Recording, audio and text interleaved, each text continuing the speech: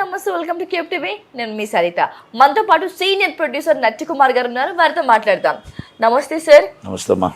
ఎప్పుడు hot topics మీ దగ్గరికి వచ్చేస్తాం బెస్ట్ ఇన్ఫర్మేషన్ కోసం. అలాగే ఈ రోజు కూడా కొన్ని క్వశ్చన్స్ ప్రిపేర్ అయ్యి వచ్చేస్తాం. తప్పకుండా. అయితే అందులో మొదటిగా ఆర్జీవి గారు స్క్వాష్ పిటిషన్ అయితే వేయడం జరిగింది. అయితే అందులో కోర్టు కూడా మీకు భయం ఉంటే బెయిల్ వేసుకోండి అని కూడా చెప్పడం జరిగింది. సో ఈ టోటల్ వివాదం విన్నప్పుడు మీకు ఏమనిపించింది? ఆ వివాదం గురించి మీరు ఏం చెప్తారు? అంటే పార్టీ 1 CRPC నోటీసు ఆయనకి ఇచ్చారు. మీరు వచ్చి మాకు స్టేట్మెంట్ పలానా వాళ్ళు మీ మీద అభియోగం చేశారు, ఆ అభియోగం మీరు దాని మీద మాకు స్టేట్మెంట్ పోలీస్ స్టేషన్కి వచ్చి స్టేట్మెంట్ ఇవ్వండి అని వాళ్ళు ఇచ్చారు. ఇచ్చిన తర్వాత పార్టీ 1 CRPC నోటీసులు వాళ్ళు స్టేట్మెంట్ ఇచ్చిన తర్వాత ఒకవేళ ఇన్ కేస్ వాళ్ళు అక్కడ కానీ పార్టీ 1 CRPC నోటీస్ ఏం చెప్తుందంటే ఒకవేళ సాటిస్ఫాక్షన్ కాకపోతే అరెస్ట్ చేసి అంటే వాళ్ళు చెప్పింది వాళ్ళు సాటిస్ఫాక్షన్ కాకపోతే అప్పుడే అదుపులోకి తీసుకోవచ్చు, అప్పుడే అరెస్ట్ చేయొచ్చు అనేది చెప్తుంది. కనుక అరెస్ట్ చేయొచ్చు, లేకపోతే మళ్ళీ మీకు పార్టీ 1 CRPC నోటీస్ ఇచ్చి మళ్ళీ పిలుస్తామని కూడా చెప్పొచ్చు. ఇస్ స్టేషన్ హౌస్ ఆఫీసర్ మీద ఉంటుంది. కనుక దాని మీద ఆర్జీవి గారు ఆయన స్క్వాష్ పిటిషన్ వేశారు. స్క్వాష్ పిటిషన్ అనేది ఇప్పుడు మేము దాన్ని చేయలేము. అంటే FIRని స్క్వాష్ చేయమని, ఇది ఫాల్స్ కాబట్టి కేసు నా మీద ఆల్రెడీ నేను ఎప్పుడో మాట్లాడలేదు కనుక దాని మీద నాకు స్క్వాష్ చేయమని అడిగారు. అయితే స్క్వాష్ పిటిషన్ కొట్టివేస్తూ మీకు అరెస్ట్ చేస్తారని భయం ఉంటే బెయిల్ పిటిషన్ వేసుకోండి అన్నారు. ఇట్స్ రైట్ యాజ్ లా అంతే. కనుక హైకోర్టు వారు చెప్పారు కాబట్టి రేపు కంపల్సరీ అటెండ్ అవ్వాలి. అటెండ్ అయ్యి ఆయన స్టేట్మెంట్ ఆయన ఇవ్వాలి. మరి ఆయన రేపు స్క్వాష్ పిటిషన్ మళ్ళీ బెయిల్ పిటిషన్ వేస్తారా, బెయిల్ పిటిషన్ వేయరా, లేకపోతే డైరెక్ట్గా అక్కడ వెళ్ళిన తర్వాత ఏంటి అనేది చూడాలి. రైట్. IT యాక్ట్ ప్రకారం కొన్ని నాన్ బెయిలబుల్ ఉన్నాయి, కొన్ని బెయిలబుల్ అఫెన్సెస్ ఉన్నాయి. కనుక దాన్ని ఎలా పోలీసులు తీసుకుంటారని is depend of station house officer. అది రైట్. సో అందులో భాగంగానే మనం గతంలో కూడా మాట్లాడుకున్నాం సార్ కస్తూరి గారి గురించి. అయితే తను కొన్ని మాటలు ఇవ్వడం జరిగింది. అది పెద్దగా మనకి నెటిజన్ దుమ్మారం కూడా చేశారు, పెద్ద టాపిక్ అయిపోయింది. అయితే అది కొంచెం మానుతుందన్న టైంలో ఇప్పుడు తన మీద రిమాండ్ అయిపోయింది. 29 రోజు అంటే ఈ నెల 29 రిమాండ్, 14 రోజులు రిమాండ్ వేశారు. సో ఓవరాల్ గా మీకు ఇది మొన్న మనం మాట్లాడాము. కస్తూరి గారి విషయంలో ఒక వేరు, రామ్ గోపాల్ వర్మ గారిది వేరు. రామ్ గోపాల్ వర్మ గారి దాంట్లో లోకేష్ గారిని, చంద్రబాబు నాయుడు గారిని, పవన్ కళ్యాణ్ గారిని అసభ్యకరంగా దూషించారు, మా నాయకుడిని దూషించారు కాబట్టి వాళ్ళ మీద యాక్షన్ తీసుకోండి అని ఇచ్చారు. అవును. అయితే దాన్ని ఆ రోజు అప్పుడు చేసినవన్నీ కూడా ఇప్పుడు కేసు పెడుతున్నారు కాబట్టి మరి అది ఎలాగా వస్తుంది ఏంటి అనేది అది కోర్టు వారు నిర్ణయిస్తారు. అదంతా as per law practice and చట్టం సెక్షన్లో ఇవన్నీ ఉన్నాయి. Is different.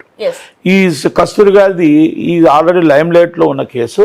ఆమె ఒక ఫంక్షన్లో ఆమె ఏంటంటే తెలుగు వాళ్ళని దాసులుగా, తెలుగు వాళ్ళు మొత్తం అందరూ తెలుగు మహిళలు అందరూ కూడా ఆ రోజు ఎప్పుడో పురాణం రాజులు ఉంటే ఆ రాజులకు మన బానిసత్వం కోసం వచ్చారు అన్న దాని మీద ఆమె కొంచెం ఘాటు వ్యాఖ్యలు వేశారు. అంటే ఎంటైర్ తెలుగు ఆడపడుచుల మీద ఆమె చేసిన వ్యాఖ్యలు చాలా దుమారం అయిపోయి నాకు బాధ అనిపించింది. నేను కూడా గట్టిగానే మాట్లాడడం జరిగింది. ఆమె ఒక నటి, ఆమె ఒక మాకు సినిమా ఆర్టిస్టు బాగా. కనుక ఆమె ఈ విధంగా మాట్లాడకూడదు. ఓకే, DMK మీద మాట్లాడితే ఇది పొలిటికల్ ఇష్యూస్ మీరు మాట్లాడుకోని, కానీ ఇలాగ ఆడపడుచుల మీద మాట్లాడడం అనేది కరెక్ట్ కాదు. మేము దాని మీద కూడా మీకు ఎన్నోసార్లు వివరణ ఇచ్చాను. మేము మద్రాసు అనేది మా రాజధాని ఆ రోజుల్లో. ఆ మద్రాసు ఈ రోజు మొత్తం టోటల్గా మా తాతలు ముత్తాతలు కూడా చాలామంది కూడా ఉన్నారు మద్రాసులో. ఇప్పుడు మనం మా రాజధాని అది, మా రాజధాని. అప్పట్లో రాజధాని ఉన్నప్పుడు ఎంతోమంది అందరూ వచ్చారు. ఇక్కడ రాజధాని కాదు కదా, అప్పుడే కదా. కనుక దాంట్లో ఎవరెవరు వచ్చి సెటిల్ అయిపోయిన ఉండొచ్చు, లేకపోతే కరుణానిధి గారు ఉండొచ్చు, సో మనీ ఉండొచ్చు. కానీ ఆమె ఆ విధంగా వ్యాఖ్యలు చేయడం అనేది ఆడపడుచుల్ని అభ్యంతరకర విషయమే. అయితే దాని మీద మొత్తం తెలుగు సంఘాలు అవ్వచ్చు, మేబీ తెలుగు వాళ్ళు అవ్వచ్చు, అందరూ సినిమా వాళ్ళు అవ్వచ్చు, అందరూ కూడా చాలా కంప్లైంట్లు పెట్టడం జరిగింది. ఆమె అక్కడి నుంచి ఇక్కడికి వచ్చి షూటింగ్కి వచ్చానంటే, మేబీ షూటింగ్ నాకు తెలిసి ఏ షూటింగ్లో సీరియల్స్ ఉండొచ్చు, నా సీరియల్స్ నాకు తెలియదు. అయితే అలాగా అక్కడ ఉంటుండగా ఆమెని ఒక హైకోర్టులో ఒక బెయిల్ పిటిషన్ వేసుకుంది. ముందస్తు బెయిల్ వేసుకుంటే ముందస్తు బెయిల్ హైకోర్టు వారు సీరియస్ అయ్యారు. ఇలాంటి వ్యాఖ్యలు చేసిన వాళ్ళని ఎందుకు మీరు చర్య తీసుకోవట్లేదు అది పోలీసు వారికి గట్టిగా ఇచ్చి ఆ కేసు బెయిల్ పిటిషన్ కొట్టివేశారు. బెయిల్ పిటిషన్ ఎప్పుడైతే కొట్టివేశారో దాని అర్థం ఏంటంటే అరెస్ట్ చేయమని అర్థం. ఇస్ ద డైరెక్ట్గా బెయిల్ పిటిషన్ ముందస్తు బెయిల్ ఎప్పుడైతే మీకు క్లోజ్ చేశారో అరెస్ట్ చేయండి, అరెస్ట్ చేసి ఇన్వెస్టిగేషన్ చేయండి అని అర్థం. అరెస్ట్ చేశారు, అరెస్ట్ చేసి తీసుకొచ్చారు. 14 రోజులు అనేది కామన్ రిమాండ్, మినిమం రిమాండ్ అది. ఆ 14 రిమాండ్ లో సేమ్ డే బెయిల్ ఇవ్వచ్చు, మరుసటి రోజు బెయిల్ ఇవ్వచ్చు, లేకపోతే ఇంకో రోజు బెయిల్ పొడిగించవచ్చు. అది ఏదైనా సరే 14 రోజుల తర్వాత బెయిల్ చేస్తారు. అభిప్రాయం ప్రకారం తనకి 14 days ఏదో ఒకటి కొలిక్కి వస్తుందా లేకపోతే పొడిగించబడుతుంది అనుకుంటా? కాదు, non bailable warrant so money cases ఉన్నాయి కాబట్టి కస్టడీ పిటిషన్ వేస్తారు. సో మనీ కేసెస్ అంటే చాలా కేసెస్ ఉన్నాయి కాబట్టి కస్టడీ పిటిషన్ వేసి ఆ కస్టడీలోనే మొత్తం టోటల్గా ఆమె అనే వ్యాఖ్యలకు ఏంటి మొత్తం వివరణ తీసుకొని ఎందువల్ల మాట్లాడారు, ఏంటి, ఎవరి కోసం మాట్లాడారు, అవన్నీ కూడా వివరణ యాజ్ పర్ ఇన్వెస్టిగేషన్ ఆఫీసర్ అంతా తీసుకొని ఆ రిపోర్ట్ ఫైల్ చేసి ఛార్జ్ షీట్ ఫైల్ చేయాలి. కనుక ఆల్రెడీ పీటీ వారెంట్లు చాలా మంది వేసి అన్ని పోలీస్ స్టేషన్లో కూడా రిమైండ్ చేస్తారు. ఎందుకంటే సేమ్ కేసు సేమ్ అఫెన్స్ కాబట్టి అదంతా మళ్ళీ ఆమె హైకోర్టుకో సుప్రీంకోర్టుకు వెళ్ళి ఆ సుప్రీంకోర్టులో మొత్తం అన్ని కేసులు ఒకటేసారి క్లబ్ చేయమని మొత్తం టోటల్గా క్లబ్బింగ్ పిటిషన్ వేసుకొని మా కేసులను ఒక్కడే చేయండి, నాకు ఇబ్బంది ఉంది, నేను ఆడపిల్లనని చెప్పి మీరు మాట్లాడతారా, ఏం చేస్తారా అనేది different is as per law different. కానీ ఆడపడుచుల్ని ఇబ్బంది పెట్టడం, ఒక ఆడపిల్లగా ఆడపడుచుల్ని ఇబ్బంది పెట్టడం, ఆడపడుచుల్ని అసభ్యకరంగా మాట్లాడడం అనేది ఆమె మొత్తం తోట క్షమించడానికి నేరం, దాంట్లో నో డౌట్. ఎందుకంటే ఆమె కూడా మా తోట ఆర్టిస్టే కాబట్టి. కానీ అలాంటి విషయాల్లో మనము ఆచితూచి ఇప్పుడు మనం మైక్లో మాట్లాడుతున్నాం, మాకు నోరు ఉంది కదా అని, భావస్వేచ్ఛ ఉంది కదా అని ఇష్టం వచ్చినట్టు మాట్లాడకూడదు. ఏదైనా మాట్లాడేటప్పుడు అవతలవాసి మనం ఎవరు మాట్లాడినా వాళ్ళకు విలువ తగ్గకుండా, వాళ్ళని అసభ్యకరంగా మాట్లాడకుండా ఇష్యూస్ బేస్డ్ మాత్రమే మాట్లాడాలి. అలా మాట్లాడి మనం ఎవరు ఏంటని మాట్లాడాలి తప్ప ఎప్పుడు కూడా ఎదుటి వాళ్ళని అసభ్యకరంగా మన ఇబ్బంది పెట్టే మాటలు మనం మాట్లాడకూడదు అనేది మన ఇటు బస్సులో. మనం మాట్లాడేటప్పుడు ఎవరైనా సరే, ఏ యూట్యూబ్ ఛానల్ అయినా, ఏ సాటిలైట్ ఛానల్ అయినా, ఎనీ పర్సన్ ఇది మొత్తం విశేషకులైనా ఎవరైనా అర్థం చేసుకోవాల్సిన బాధ్యత ఉంటుంది. ఈ రోజు కాకపోతే రేపైనా చట్టం తన పని తాను చేసుకుపోతుంది. లా అనేది మనకు ఉంది, మనకు రాజ్యాంగం ఉంది. ఆ రాజ్యాంగం చట్టం లోబడే మనం ఏ పనైనా చెయ్యాలి అనేది మనం గుర్తుపెట్టుకోవాలి. ఇది కస్తూరి గారు మొత్తం తప్ప వైలేషన్ చేశారు కాబట్టి కస్తూరి గారికి కంపల్సరీ మామూలుగా పెట్టిన సెక్షన్లన్నీ కూడా డిఫరెంట్ నాన్ బెయిలబుల్ సెక్షన్స్ ఉన్నాయి కాబట్టి ఆ డిఫరెంట్ దాంట్లోనంతా కూడా ఛార్జ్ షీట్ ఫైల్ చేసిన తర్వాత ఆమె మీద ఏదైనా మనం చెప్పగలం.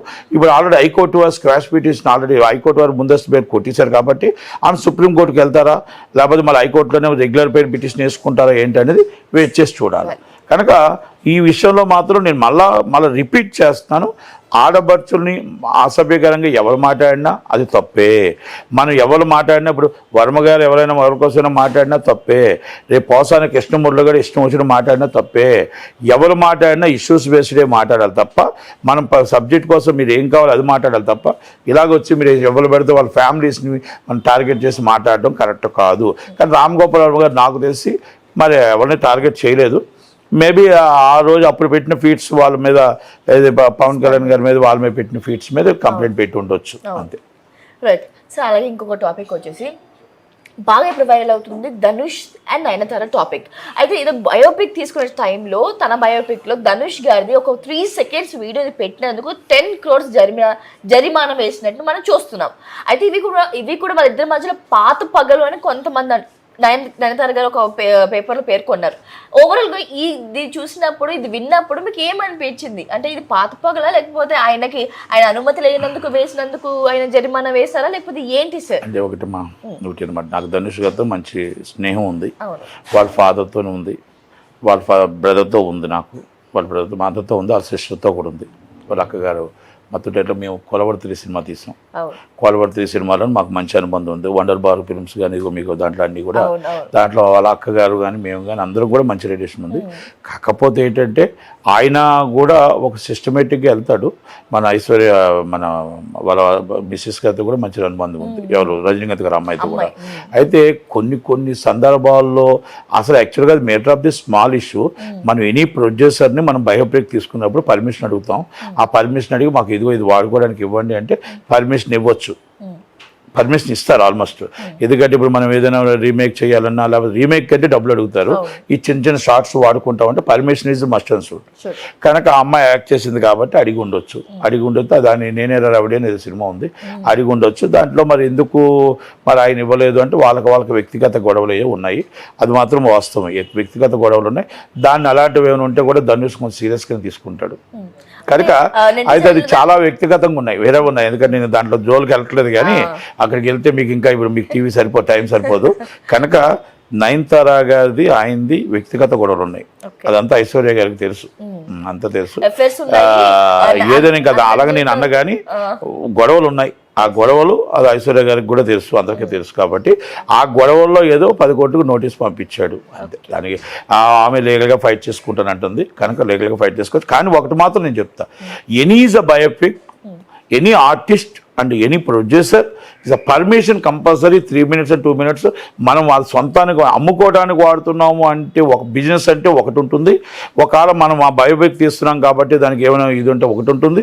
లేదు అనుకుంటే దాంట్లో బయోపిక్లో ఒకవేళ మేము బిజినెస్కి చేస్తున్నాం కాబట్టి మీకు వచ్చిన లాభంలో మాకు ఎంత వాడుతున్నారు కాబట్టి మాకు ఈ పర్సంటేజ్ ఇవ్వండి అని ఒకటి ఉంటుంది. ఇస్ డిఫరెంట్ థింగ్స్ ఉంటాయి. పర్సనల్స్ వేరు, ఈజ్ అ బిజినెస్ వేరు. అంటే నా కంటెంట్ తీసుకొని నువ్వు బిజినెస్ చేసుకుంటున్నావు కాబట్టి నాకు వాటా ఇవ్వు, అంతే. ఇవన్నీ ఉంటాయి. కానీ అయితే ధనుష్ గారు డబ్బుల కోసం ఇలా చేసి ఉంటారా, లేకపోతే వీళ్ళు పాత పగలే చేసి ఉంటారు? మీరు ఒక్క మాటలో ఆ ఒక్కటి అడక్కు ఎందుకంటే అది ఏదున్నా త్వరలోనే తెలుస్తుంది కాబట్టి ఆ ఒక్కటి అడక్కు. నాకు మంచి ఫ్రెండ్స్, వాళ్ళు మంచి ఫ్రెండ్స్. నయనతార గారు నాకు పరిచయం లేదు కానీ వాళ్ళు నాకు మంచి ఫ్రెండ్స్. అందుకనిసే ఎందుకు ఆ ఒక్కటి అడక్కు అని అందుకే చెప్పేశాను. దయచేసి ఫ్యూచర్ వాళ్ళిద్దరూ లీగల్గా ఎలా తెచ్చుకుంటారో మీరు అడిగారు కాబట్టి నేను సమాధానం చెప్పాను. Thank you. ఇప్పుడు పొలిటికల్ గా కొంచెం